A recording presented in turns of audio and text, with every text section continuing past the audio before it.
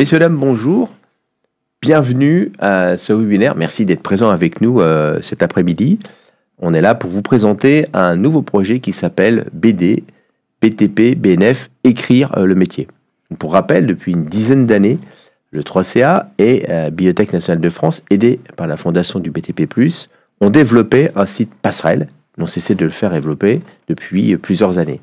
Et dans la continuité de notre collaboration, on est là pour vous présenter un nouveau projet et je suis accompagné des pilotes.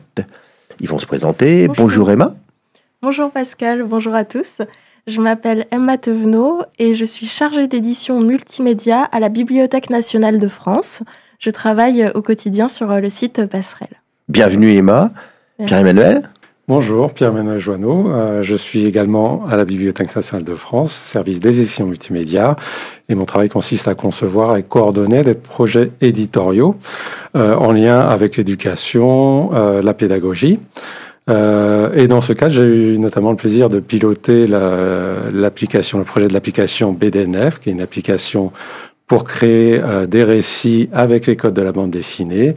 Et j'ai piloté le site internet Passerelle depuis sa création. Voilà, un site à destination des métiers du bâtiment. Pierre-Emmanuel était là dès le départ, je tiens à le signaler. Voilà, on y était, comme dirait l'autre. Et puis on va accueillir Frédéric. Bonjour Frédéric. Bonjour à tous. Donc Frédéric Tullier, je suis chargé de mission français, histoire, géographie, enseignement moral et civique au 3CA BTP. Et je suis également expert régional sur la même bivalence en région PACA. Bienvenue à toi Frédéric. Merci beaucoup. Bienvenue à vous les pilotes. Alors, comme d'habitude, si vous avez des questions à poser, il y aura un temps de réponse à la fin de ce webinaire. Donc n'hésitez pas dès maintenant, vous pouvez aller dans le chat, poser vos questions. Et en fin d'émission, nous y reviendrons. Je vous propose qu'on débute tout de suite par une première question pour Frédéric.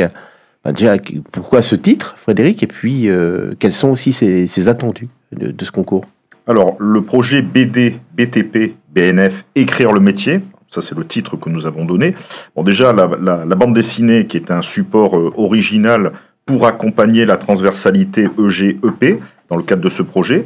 Il y a bien sûr les métiers du BTP, puisque c'est les métiers du BTP qui sont concernés dans le cadre de ce projet. Nous avons également le partenariat avec nos amis de la Bibliothèque nationale de France dans le cadre de ce projet et des applications qui vont vous être proposées tout à l'heure. Et puis écrire le métier par transversalité avec la perspective dire, lire, écrire le métier. D'accord. Bien, c'est complet, les attentes, on est carré. C'est très précis. Alors, peut-être qu'Emma peut nous préciser qui peut participer à ce concours. Oui, bien sûr. Alors, pour ce concours, le but, c'est vraiment de travailler en équipe. Donc, on vous demande justement de participer à ce concours en formant une équipe pédagogique composée d'à minima 1 à 3 formateurs d'enseignement général et 1 à 3 formateurs d'enseignement professionnel par centre de formation des apprentis. Peuvent participer les formateurs donc de français, d'histoire, de géographie, mais aussi ceux d'enseignement moral et civique, d'anglais et les formateurs d'ateliers. Et le concours est ouvert au niveau 3 et 4. Le nombre de CFA participants au concours sera limité à 25 candidatures. Bon, le spectre est large. L'équipe pédagogique complète peut participer en fin de compte. C'est ça. Et puis 25 candidatures, donc attention, c'est pas beaucoup. Je sais qu'on est assez nombreux aujourd'hui à suivre ce webinaire, donc là, il faut essayer de se préparer dès maintenant. Frédéric, tu nous as évoqué un peu tous les attendus, mais est-ce que tu peux nous expliquer quels sont les enjeux du côté à la fois des formateurs, mais aussi du côté des apprentis? Alors, j'en ai parlé tout à l'heure au niveau de la perspective d'études, lire, écrire le métier, qui va au-delà des objets d'études qui sont proposés dans le cadre du français et du programme en histoire, géographie, enseignement moral et civique. Donc cette perspective d'études, elle permet de lier l'enseignement général avec l'enseignement professionnel. L'idée, c'est également par le support de la bande dessinée de découvrir autrement le ou les métiers du BTP, valoriser l'enseignement général à travers le professionnel, Donc bien trouver des liens transversaux entre le G et le P, donc ça c'est intéressant également. Travailler l'écriture, la réécriture dans le cadre de la réalisation d'un récit et d'un scénario comme proposé dans le cadre de ce projet. Et puis travailler également les notions d'interdisciplinarité ou de pluridisciplinarité selon le nombre de spécialités participantes. D'accord, nombre de métiers, nombre de formateurs aussi. Donc on voit bien qu'à coup sûr, on aura un projet interdisciplinaire, pluridisciplinaire. Donc ça c'est plutôt très bien. Est-ce que tu peux nous en dire plus sur les objectifs pédagogiques qui vont pouvoir être visés par l'équipe qui va mener ce projet, l'équipe de formateurs? On voit bien que ça va être eux qui vont piloter, mais finalement, eux aussi, ils auront des objectifs pédagogiques à proposer dans ce cadre-là. Alors, l'avantage de ce projet, c'est déjà de sensibiliser les formateurs, s'ils ne l'ont pas déjà fait, mais surtout les apprentis, à la bande dessinée et à l'étude de l'image dans sa globalité. C'est toujours quelque chose d'intéressant parce que c'est un support qui n'est pas forcément toujours utilisé dans les CFA et qui en plus sera proposé de manière numérique. Donc il y aura un travail de construction à partir de ça. Ensuite, c'est évidemment, comme c'est un support un peu original, il y aura à s'approprier également les règles et les codes de la bande dessinée, le vocabulaire, mais également la technique, vous savez, des bulles, tout l'environnement en fait autour des dessins qui sont sur les vignettes. Et puis également tout un travail sur la création, l'originalité, aussi bien au niveau du montage du scénario, mais également du montage du projet en lui-même et de la bande dessinée en lui-même qui seront proposés. Et puis bien sûr développer la capacité d'écriture. Ça c'est un travail que l'on fait quotidiennement avec les apprenants et qui sera particulièrement prégnant par rapport à ce projet-là. Voilà. Et puis, c'est la mise en valeur des jeunes, des apprenants, au service donc d'un titre, au service d'un scénario qui sera donné, puisque en fait, les formateurs encadreront une équipe donc d'apprenants, et donc il y aura tout un travail de création. Et l'idée, c'est évidemment de valoriser ce travail. On voit bien effectivement toute la partie créative. Il doit être développé dans le cadre de ce projet, mais même aussi bien au niveau de l'équipe pédagogique que des jeunes. Et puis, tu disais tout à l'heure, c'est hyper valorisant de pouvoir trouver un angle d'attaque pour travailler sur le développement des capacités d'écriture auprès des jeunes. Voilà, ce projet a surtout cette vertu-là, et cet objectif pédagogique qui sera porté. Il est intéressant sur effectivement de nombreux points, tout à fait. On va rentrer un petit peu dans le vif du sujet, quant aux ressources et aux moyens qui vont être proposés. Pierre-Emmanuel, est-ce que tu peux nous expliquer quelles sont les ressources et les moyens dont les organismes de formation vont bénéficier pour mettre en œuvre ce concours? Alors, tout à fait. Nous avons donc deux outils. Un outil donc, qui est BDNF qui va vous permettre de créer des planches de BD simplement, et ce sans savoir dessiner, à l'aide d'un corpus spécialement conçu. Je vais y revenir un petit peu après. Et puis donc le site Passerelle, qui est un site de culture générale autour des métiers et qui va vous permettre évidemment de prendre connaissance de l'univers des métiers des bâtiments et puis de prendre des images aussi pour le site BDNF. Oui, c'est ça. Je vais vous présenter tout de suite l'application. Si tu veux, allons-y tout de suite, c'est à toi. Donc, brièvement l'historique de BDNF, c'est une application qui a été conçue avec l'Éducation nationale. L'idée, c'était de faire un outil ludique et pédagogique pour comprendre la conception d'un récit et l'écriture avec les codes de la bande dessinée. Donc, on l'a dit, la bande dessinée est un formidable moyen d'expression. Donc, on mêle plusieurs disciplines, le texte, l'image, l'émotion, le graphisme, la création. Et donc, c'est un vecteur, notamment pour aborder des thèmes de société ou décrire des actions, une vie de chantier. C'est vraiment un moyen formidable à dessiner pour ça. C'est pour ça que cet outil BDNF est particulièrement adapté, je pense, à ce concours. D'autant que nous avons fait appel à 2 dessinateurs pour créer des images, véritable boîte à outils visuels pour pouvoir créer des bandes dessinées autour de la vie des métiers du bâtiment, la vie de chantier. Voilà. Donc, je vais rentrer tout de suite dans le vif du sujet et vous montrer brièvement comment fonctionne l'application.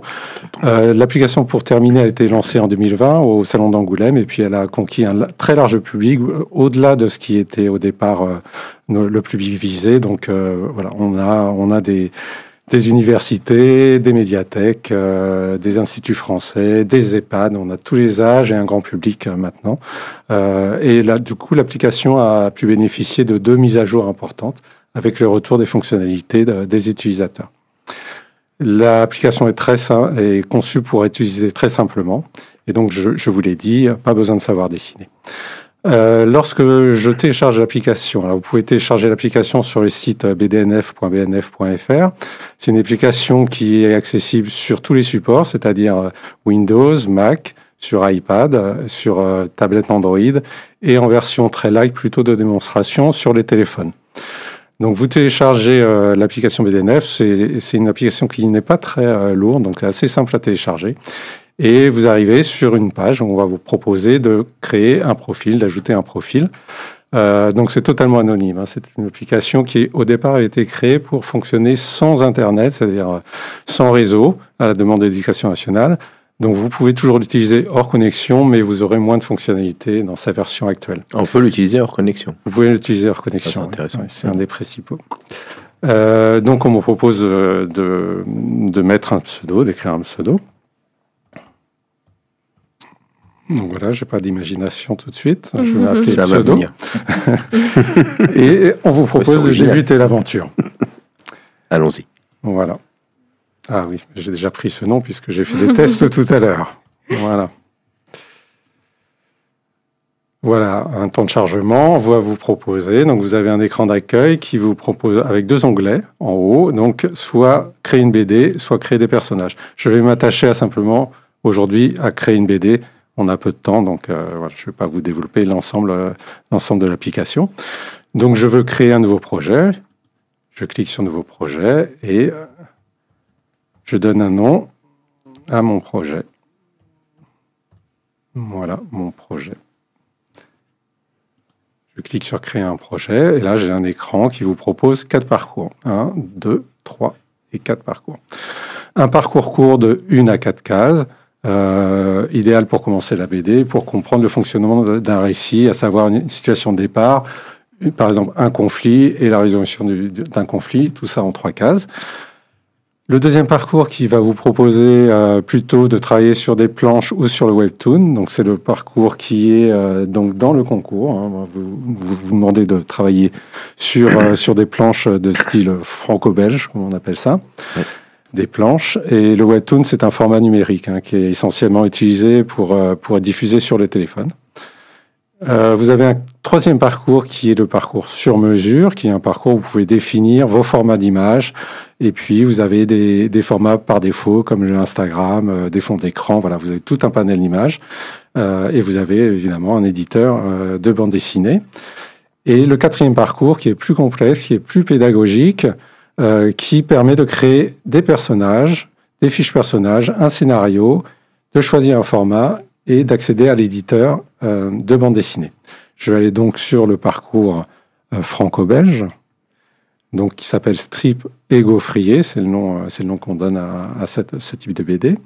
Je vais cliquer donc sur Strip et Gaufrier. On me propose de choisir l'orientation de la BD, donc portrait, choisir le sens de lecture de gauche à droite, le format classique européen, et je passe à l'édition des cases. Je démarre la mise en page. On va me proposer des modèles de page par défaut. On pourra revenir dessus. Je vais choisir 3 cases, mais je vais pouvoir scinder ma page en 10, 20, 15 cases si je suis intéressé. Et on me propose tout de suite, au centre ici, d'ajouter des images. Donc là, l'idée, c'est d'avoir préparé en amont un peu des images, de savoir ce qu'on va faire, et puis d'aller sélectionner des images pour les amener dans mon éditeur de bande dessinée. Donc je clique sur Ajouter des images, et j'ai accès à plusieurs onglets. Un onglet Galerie, un onglet Personnages, un onglet Importer mes images, un onglet Dessiner et un onglet Parcourir Gallica. Rapidement, l'onglet Galerie, c'est ce que je vous ai dit en préambule, c'est des corpus. L'idée de BDNF, c'est de proposer des images déjà toutes prêtes pour un parcours. Donc, on a des corpus qui sont liés directement à la bande dessinée, comme des corpus sur les bulles, les onomatopées, les idéogrammes. Des corpus que nous avons créés, des corpus issus de nos collections également, et des partenariats. Et nous avons donc pour le concours spécialement des corpus autour des constructions et des chantiers, des personnages et métiers. Voilà, nous avons plus de 120 images qui ont été créées par des dessinateurs qui va vous permettre de raconter une vie de chantier, un geste professionnel, voilà, tout ce que vous avez envie de raconter de manière simple et fonctionnelle. Donc je vais sélectionner le fonctionnement est très simple. Je sélectionne les images que je veux amener dans mes BD qui vont se retrouver donc sur la droite après dans mon éditeur de bande dessinée. Le parcours, les images personnages, je ne vais pas en parler, mais on peut créer des avatars, sachez-le. Importer mes images, là, ça va vous servir notamment parce qu'on vous demande d'importer au moins une image du site Passerelle pour le concours. Donc, je vais télécharger une image sur le site Passerelle et je vais sélectionner le fichier et, par exemple, intégrer mon image. Voilà, l'image apparaît à droite de l'écran. Je retourne sur Ajouter des images. J'ai un onglet qui s'appelle Dessiner, qui est un petit éditeur de dessin, façon Paint, voilà, avec les outils principaux pour pouvoir dessiner. Et puis, j'ai un onglet qui s'appelle Parcourir Gallica, et là, vous avez accès à plus de 11 millions de documents de la BNF, du Fonds numérisé de la Bibliothèque nationale de France, directement dans l'application. Donc, vous voyez, vous pouvez amener vos images, utiliser les corpus, dessiner, Parcourir Gallica. Vous avez vraiment un choix immense pour créer une bande dessinée. Je vais sélectionner quelques images au hasard. Enfin, au hasard, vous ferez ça, évidemment, quand vous aurez réfléchi au thème de votre bande dessinée. Voilà, j'ai des personnages féminins et masculins décrivant les métiers. Voilà, des personnages en situation. J'ai également des chantiers, des monuments finalisés. Voilà, tout un panel. Je vais prendre aussi évidemment quelques corpus liés à la bande dessinée, des bulles. Il va m'en falloir forcément. Et puis, par exemple, une onomatopée, un idéogramme, etc., etc. J'ai sélectionné mes images. J'importe la sélection. Et là, c'est très simple. Vous pouvez glisser et déposer vos images dans votre planche, comme ceci. Et là, vous avez un éditeur qui vous permet d'agrandir, de passer l'image en premier plan, en second plan. Voilà, vous avez tout un tas d'outils, de reculer, de faire un effet miroir, mettre du texte, etc., etc. Je vais par exemple ajouter un personnage à mon image d'opéra. Évidemment, là, je ne vais pas la mettre. Bon, je vais essayer quand même de la mettre à une bonne taille, de façon à ce que ça soit plus agréable. Voilà, je peux importer, par exemple, une pelleteuse, une plâtrière qui n'a rien à faire à côté de la pelleteuse, mais bon, je fais ce que je veux. C'est ma démonstration, et voilà, un monument. Voilà, donc vous remarquez un peu la qualité du corpus d'images, hein, qui est assez formidable. Cette planche, je vais pouvoir jouer sur les cases. Je vais pouvoir, par exemple, cette case me semble, j'aurais voulu faire 2 cases à la place, donc je vais pouvoir découper, scinder. Voilà, j'ai tous les outils pour fabriquer une planche avec toutes les cases dont j'ai choisi. Et je peux évidemment ajouter une planche. Cette planche-là, je vais pouvoir l'inscinder, la découper en plusieurs cases, et puis voilà, ajouter une case, etc., etc. Je vais pouvoir comme ça faire mon récit, mes différentes planches, pardon. Voilà, j'ai tout un tas d'outils. Je vais vous montrer peut-être rapidement l'éditeur de texte aussi. Voilà. Alors, je reviens sur ma planche. Voilà. Je vais chercher dans ma galerie mes bulles, pardon. Voilà. Voilà, donc j'ai un éditeur de texte qui me permet d'ajouter du texte au format BD avec différentes fontes, avec différentes couleurs, etc. etc. Une fois que j'ai réalisé ma BD, je peux l'exporter. Donc là, je vais pouvoir l'exporter dans différents formats. Je vais pouvoir l'exporter dans un format image, dans un format PDF. Donc c'est ce qui vous sera demandé, hein, un format portrait PDF. Et j'ai également, et ça peut vous intéresser, je peux l'exporter en document .bdnf, c'est-à-dire qu'en fait, je peux enregistrer le document, le projet tel qu'il est, et revenir dessus plus tard, un autre jour. Et je peux également le partager avec, par exemple, une autre personne de ma classe pour qu'il puisse travailler chez lui, et sur un autre ordinateur, même sur un autre système. C'est interopérabilité. Et donc, ça permet comme ça de pouvoir travailler ensemble. Vous ne pouvez pas travailler ensemble sur la même BD, mais vous pouvez par contre travailler sur le travail d'un autre utilisateur très facilement. Voilà, une fois que j'ai enregistré ma BD, je n'ai plus qu'à la proposer pour le concours du BTP. Je vais laisser la parole à Emma. Peut-être on va prendre un petit temps peut-être pour aussi expliquer, il y a peut-être d'autres choses qu'on peut dire sur cette BD, si tu veux bien. Et puis déjà peut-être remarquer, enfin, on est tous un peu bluffés par la richesse de l'outil, la simplicité d'usage, l'intuitivité de ça. Donc là, on se dit quand même qu'on a un peu un outil magique pour aller construire cette BD, et puis le choix, enfin le choix des supports, des personnages, enfin voilà, je crois qu'il y a de quoi faire. Est-ce que en synthèse, tu peux nous dire quelques petits mots sur ce corpus? Alors, donc c'est sur le corpus d'images, donc c'est 120 images originales sur des personnages féminins, masculins, avec des variétés d'outils, d'engins, de construction d'équipements. Donc vous avez en fait tous les éléments. Ajoutez à cela au corpus que vous avez par défaut lorsque vous téléchargez l'application. Vous avez tous les éléments pour créer vraiment un scénario et décrire une vie de chantier, un geste professionnel, une formation, un apprentissage. Voilà, vous avez dans ce corpus, je pense, tout ce qu'il vous faut pour créer un récit et donner l'émotion que vous voulez à ce récit.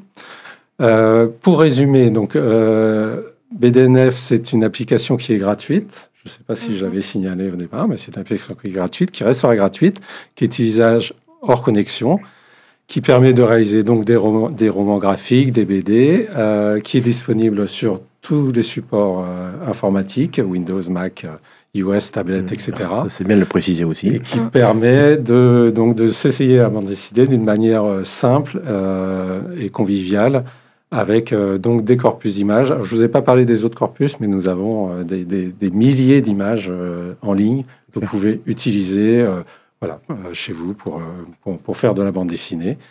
Et BDNF permet aussi, je n'ai pas eu le loisir de vous le montrer, mais vous avez des fiches pédagogiques. Donc BDNF vous permet aussi de découvrir les codes de la BD. Justement. Je pense que c'est très intéressant au niveau pédagogique de pouvoir aller travailler avec les jeunes sur ce sujet-là. Sur ces fiches, vous avez également une formation type pour faire de la BD en classe. Voilà. D'accord. Ce sont des fiches au format PDF que vous pouvez télécharger sur le site bdnf.bnf.fr. Et il y a un petit rendez-vous le 3 décembre de 10h à 11h. Et nous avons rendez-vous avec vous tous, j'espère. Donc pour une présentation un petit peu plus longue, parce que là, en 10 minutes, c'est compliqué de vous présenter l'outil. Donc je pourrais vous faire une présentation d'1 heure environ, le 3 décembre, voilà, pour vraiment connaître toutes les fonctionnalités de cet outil. Bon, très bien, on sera encore dans les temps pour être dans la démarche de construction, donc c'est parfait. Merci Pierre-Emmanuel. Merci. Pour cette présentation très, très riche. On vous donne la parole à votre voisine, à Emma. Oui. Alors on a vu, Pierre-Emmanuel, tu as été chercher des images dans Passerelle, et donc c'est intéressant maintenant d'aller sur le site et de voir toute la variété aussi de ce qu'on peut trouver sur ce site. C'est à toi, Emma. En effet, donc Passerelle peut vraiment servir à construire les bandes dessinées. Surtout pour vous donner des idées dans quelle direction partir. Donc en fait, Passerelle, c'est donc un site de culture générale. C'est un site de culture générale autour des métiers, des réalisations et des savoir-faire dans le domaine de la construction. Donc ce site-là, il est en ligne depuis 2016 et c'est donc un site qui est gratuit, en ligne. Vous pouvez dès à présent aller le consulter. Et il y a de très nombreuses ressources en ligne. C'est un site qui est plutôt, qui est un succès de la Bibliothèque nationale de France, du 3CA BTP et de la Fondation BTP+. Combien de personnes Alors on a déjà eu plus de 3 millions de visiteurs depuis le début. C'est énorme. Donc en effet, c'est vraiment bien. Et il faut savoir qu'à la Bibliothèque nationale de France, on a plus de 40 millions de documents. Donc, bien sûr, tous ne parlent pas de l'architecture, de la construction, des travaux publics, mais on en a quand même une bonne partie. Et donc, en fait, ces fonds, on essaye vraiment de les valoriser dans le site Passerelle et de les mettre en ligne à cet endroit-là pour que ce soit plus lisible, plus compréhensible, qu'il soit accompagné de textes, voilà. Donc, concrètement, dans Passerelle, on peut à la fois explorer des constructions. Donc là, on a une centaine de constructions qui ont marqué l'histoire. Et l'avantage, c'est que ces constructions, elles sont vraiment de l'Antiquité à nos jours. Donc, on peut vraiment explorer le XVIIIe siècle, le XIXe siècle, voilà. On peut vraiment voir à quel point les techniques ont évolué dans le temps. Et on peut aussi découvrir les métiers du bâtiment et les métiers des travaux publics. Donc, c'est vraiment les deux volets principaux de ce site-là. Donc, c'est un site qui est finalement un outil de médiation et de formation numérique, pour vous résumer ça.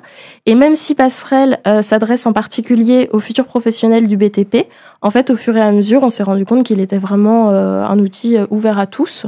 Et en fait, cela s'explique par le fait qu'il peut vraiment intéresser toutes les personnes qui ont un goût pour la construction et pour l'architecture au sens large. Voilà. Je vous propose qu'on aille dans le site plus concrètement pour mettre un petit peu des images derrière ces mots. Donc, comme je vous le disais, sur Passerelle, on a donc les constructions et les métiers. Donc, dès la page d'accueil, vous pouvez voir cela de manière assez claire. Donc, les constructions sont rangées ici dans le header et vous avez les métiers, hop, juste là. Donc au niveau des constructions, vous avez différentes entrées qui vous permettent d'y accéder. Donc comme je vous le disais, on a des bâtiments de toutes les périodes. Donc on a la frise chronologique qui nous permet d'explorer de manière chronologique les constructions. Ici l'Antiquité, donc la pyramide de Khéops, voilà, le site d'Olympie, le Parthénon, la maison romaine. Et comme vous pouvez le voir, au fur et à mesure, nous avons des petits focus sur les arts et sciences. Et nous avons aussi des petites précisions au sujet des dates clés de l'histoire. Donc, par exemple, quand a eu lieu la fin de l'histoire romaine, de l'Empire romain, pardon. Donc voilà. Donc ça, c'est la frise chronologique. Et il y a aussi les constructions dans le monde. Donc là, vous pouvez donc explorer une carte du monde et au fur et à mesure voir où sont les constructions. Donc voilà, par exemple, si vous avez un apprenant qui vient, je sais pas, d'à côté du Creusot, eh bien, vous pourrez par exemple évoquer l'abbaye de Cluny-Ensemble. Donc ça permet vraiment d'avoir cette forme-là de pédagogie et de navigation dans le site. L'approche patrimoniale aussi. Exactement. Et vous avez beaucoup de constructions, justement, au niveau du patrimoine. Donc, on a les châteaux et palais. On a vraiment beaucoup de choses dans Passerelle. On a les commerces et industries, les édifices publics, aussi les ponts, les villes. Voilà, donc, les ouvrages d'art. Les ouvrages d'art, on peut vraiment s'intéresser à toutes sortes de sujets. Et tous ces sujets, bien entendu, des métiers ont travaillé à créer ces réalisations. Et donc... ça peut servir dans le cadre de la BD, bien entendu. Donc voilà, on retrouve ici aussi nos métiers. Donc carreleur, charpentier, couvreur, électricien, maçon, menuisier, métallier, peintre, plâtrier. Enfin, vous voyez, on en a beaucoup. Travaux publics, plombier, chauffagiste. Donc sur Passerelle, concrètement, sur quoi vous tombez quand vous arrivez dans une construction? Donc là, par exemple, à la une, nous avons l'Opéra Garnier. Donc en fait, l'ensemble des pages construction sont conçues de la même manière. Donc en fait, à chaque fois, on peut avoir une grande image, voilà, qui nous évoque déjà ce à quoi la construction ressemble. À chaque fois, on a donc un petit résumé qui nous permet de comprendre un petit peu le bâtiment. Donc là, le fait que ça a été réalisé par Charles Garnier, qu'il n'avait pratiquement rien construit, l'utilité du bâtiment, donc un lieu consacré à la danse, à l'opéra. Et ces éléments sont un tout petit peu plus détaillés dans la partie mosaïque. Et vous avez aussi des ressources très concrètes. Voilà, par exemple, l'opéra en chiffres qui peut vraiment vous permettre de voir la surface, la longueur. Voilà. Donc, si vous voulez mettre un petit personnage devant la construction à la bonne proportion, vous pouvez jeter un coup d'œil en chiffres. Voilà.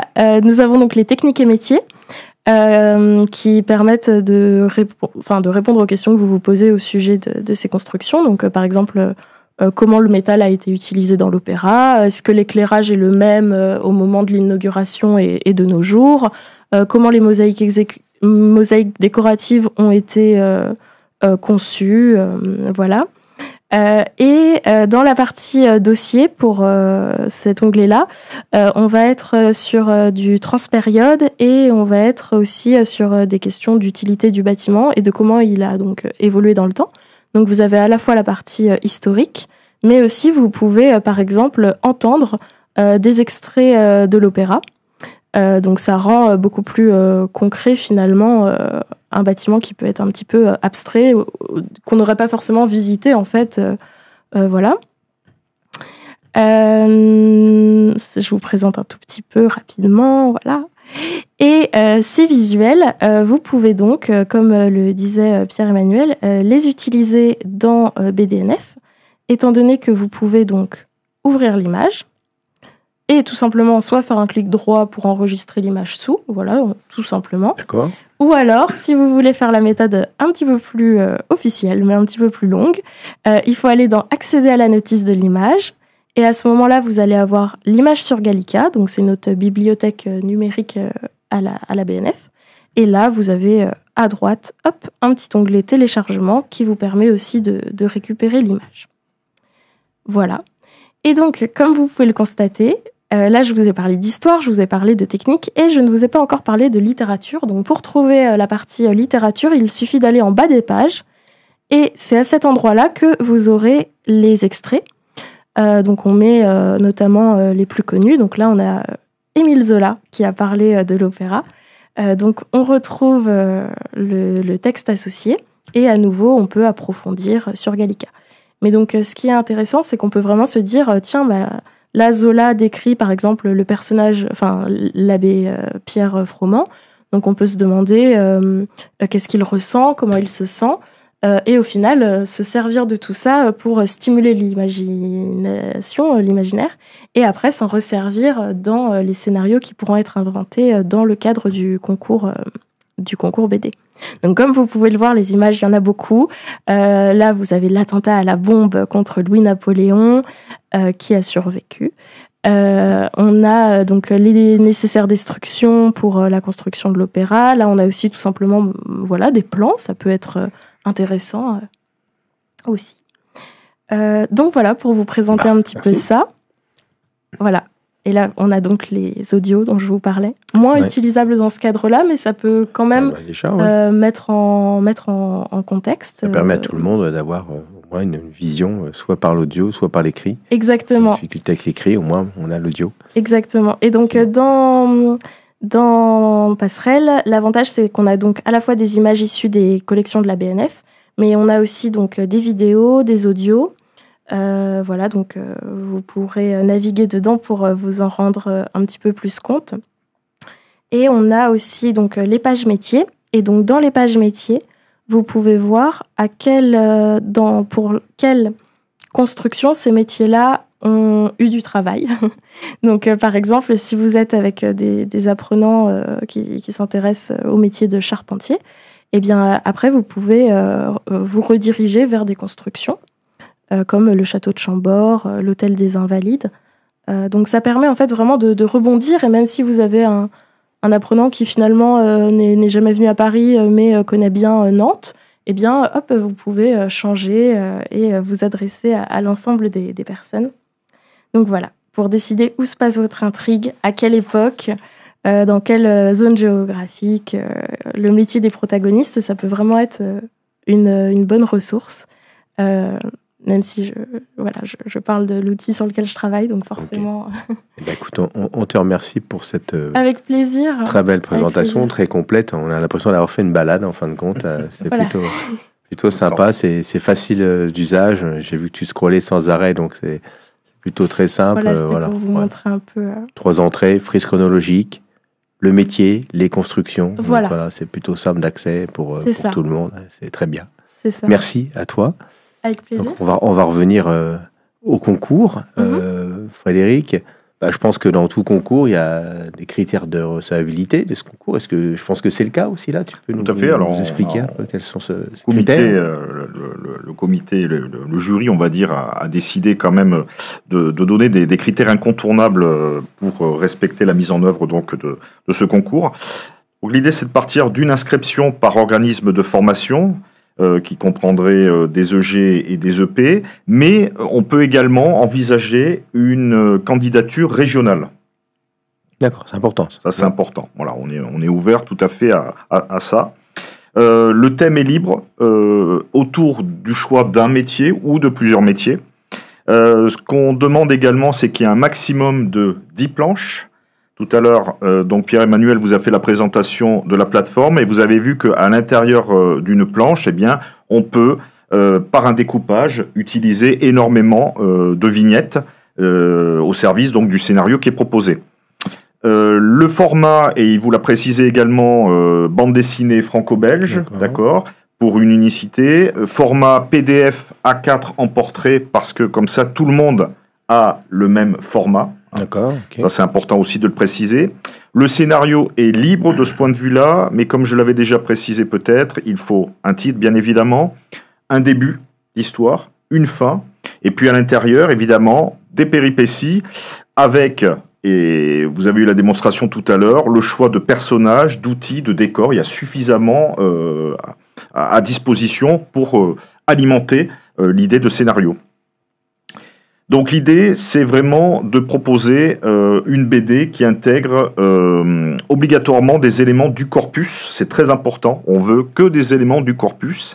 Et en plus de cela, pour rebondir sur la présentation d'Emma, on veut à minima au moins une image du site passerelle à utiliser donc dans la proposition de scénario.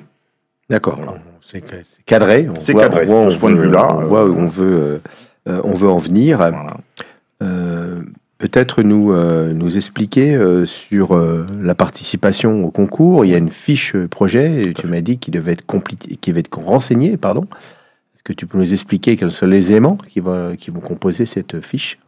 Donc, à partir du 27 octobre prochain, pour donc les personnes qui sont inscrites à ce webinaire et qui sont candidats éventuellement donc à poursuivre le projet, une fiche projet sera mise à disposition avec à l'intérieur le nom et le prénom des formateurs participants, le titre du projet, l'organisme de formation donc appartenant, un référent d'équipe parmi les formateurs proposés, et puis une composition un peu plus détaillée. Donc il y a effectivement les formateurs, mais il y aura également les sections ou divisions d'apprentis qui sont choisis pour suivre ce travail.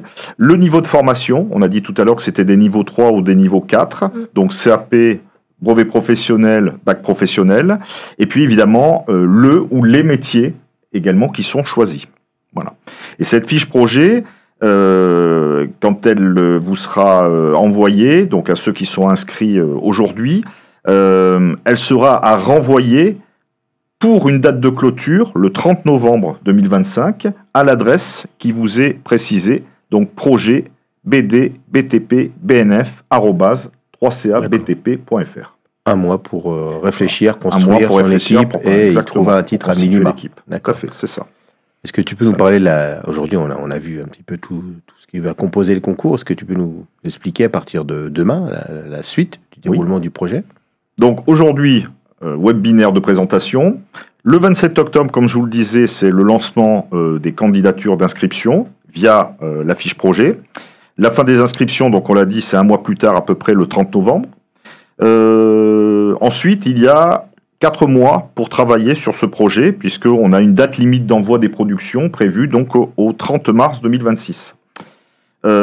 Ensuite, une fois les productions envoyées, clôturées, il y a un jury de délibération. Alors, l'équipe du jury de délibération est composée des 4 personnes qui sont présentes ici et également d'Astou Arnould qui sera avec nous. Donc, 5 personnes qui vont donc regarder et éplucher, travailler sur les productions qui seront envoyées. Voilà. Et il est prévu donc une journée de restitution au labo du 3CA BTP le 6 mai 2026. On a arrêté cette date. Alors, c'est une journée événement, parce que l'idée, c'est de valoriser tous ceux qui ont participé au concours. C'est de récompenser également certaines productions, puisque c'est un projet concours. On est dans ce cadre-là. Et donc, vous avez typiquement... Alors, tout n'est pas encore tout à fait arrêté, mais on a déjà les grands points abordés lors de cette journée. Donc, l'idée, c'est que chaque concours passera un temps à nous présenter finalement ses démarches, puis également le scénario, son choix de scénario, voilà. Il y aura un déjeuner partagé et puis il y aura une proclamation des résultats avec des remises de prix. D'accord. Voilà. Très bien. Donc c'est des perspectives intéressantes. Et qui valorisent. Déjà, tout le monde aura gagné quand ils auront fait le projet et qu'ils l'ont finalisé. Voilà, c'est déjà là. Mais l'idée, c'est vraiment de valoriser les apprenants et les formateurs dans leur engagement en fait au service de ce projet concours. D'accord, très bien. Est-ce que tu peux nous donner quelques exemples sur les scénarios Alors oui, par expérience. Ouais. Oui, par expérience en fait. Là, il y a quelques thèmes qui sont à votre disposition, mais peut-être que certains qui ont déjà participé ou qui connaissent ce format de bande dessinée auront certainement peut-être d'autres idées. Donc l'idée, c'est de partir on l'a dit, d'un thème libre, avec un scénario également qui l'est. Donc de ce point de vue-là, c'est très ouvert. Toujours commencer par faire un brouillon. C'est le cas de tous les travaux que l'on donne dans le cadre de l'écrit, où on note pêle-mêle donc les personnages, les lieux, les dénouements, les rebondissements, tout ce qui va participer au scénario. Évidemment, le mettre en lien avec le choix de vignettes qui seront proposées. Et puis, très important, se créer un synopsis. Donc, la notion de synopsis, c'est vraiment un résumé dans les grandes lignes de ce que le scénario, du contenu du scénario qui sera proposé. Ça permet d'avoir des repères sur la fin, sur le début, sur la fin, et puis sur le storytelling dans sa globalité. Vous pouvez jouer également sur le choix du style. Donc les styles peuvent être satiriques, réalistes, humoristiques. Ça peut être même un mélange des genres, c'est toujours très intéressant. Et puis évidemment, ce qui va avec le style, c'est aussi la tonalité du scénario que vous voulez proposer. Alors il peut être dramatique, il peut être fantastique, il peut être onirique, il peut être comique. Il y a plusieurs possibilités. La cohérence du récit. Donc l'idée, c'est d'essayer de nous tenir en haleine pendant toute l'histoire, à partir du début jusqu'à la fin. Donc des rebondissements, des péripéties, peut-être des surprises. Voilà, tout ça, et on est en attente par rapport à tout cela. Bien sûr, on veut voir une description de manière précise en fait des différentes scènes et leur enchaînement, parce que c'est ce qui met le lien, en fait, dans toute l'histoire qui sera proposée. Vous pouvez y inclure, évidemment, des dialogues. C'est toujours très intéressant. Donc, ça fait vivre davantage encore la proposition de scénario. La construction de texte, Pierre-Emmanuel vous l'a montré tout à l'heure dans le cadre de sa plateforme. Vous voyez que, en plus des images, vous pouvez rajouter des dialogues, des pensées, des onomatopées via les bulles. Et puis, évidemment, tout ce qui est symbole, on peut même rajouter des symboles également dedans. Oui, tout à fait. Voilà, donc c'est ce qui est intéressant. Voilà. Donc toutes ces pistes-là peuvent vous aider justement à travailler ce scénario avec les apprentis. D'accord. Et on a quelques exemples Oui, alors là, c'est quelques propositions, mais je pense que je fais confiance à votre imagination. Ça peut être, par exemple, un chantier vu par un apprenti. C'est très intéressant, l'interview d'un public féminin dans un métier technique. On sait que les métiers du BTP et des travaux publics s'ouvrent de plus en plus à la féminisation, et c'est bien, c'est très bien, comme dans d'autres métiers. Et donc, pourquoi pas partir sur ce postulat-là. Ça peut être une journée de travail type, et puis ça peut être après une activité technique en particulier, un chantier en particulier, comme réparer une toiture, par exemple, ou toute autre chose. Voilà. En tout cas, je pense que les gens qui partagent, en fin de compte, qui sont en direct avec nous, là, ils peuvent te remercier parce que tu as donné beaucoup d'informations, beaucoup d'aide pour aider à la construction de la future BD. Voilà, donc on a écoulé le temps de présentation. On va maintenant vous donner la parole aux gens qui ont posé des questions en ligne avec le chat. Alors, j'attends la régie. J'ai une première question. Voilà, je la pose. Si je n'étais pas inscrit à ce webinaire, où et quand puis-je avoir la fiche projet? Alors, on l'a dit tout à l'heure, pour les personnes, il y aura un replay qui sera proposé donc de ce webinaire, et en même temps, il y aura l'envoi de cette fiche projet en proposition pour que les personnes puissent également participer à ce jeu concours. D'accord, donc du coup, en fin de compte, on l'enverra.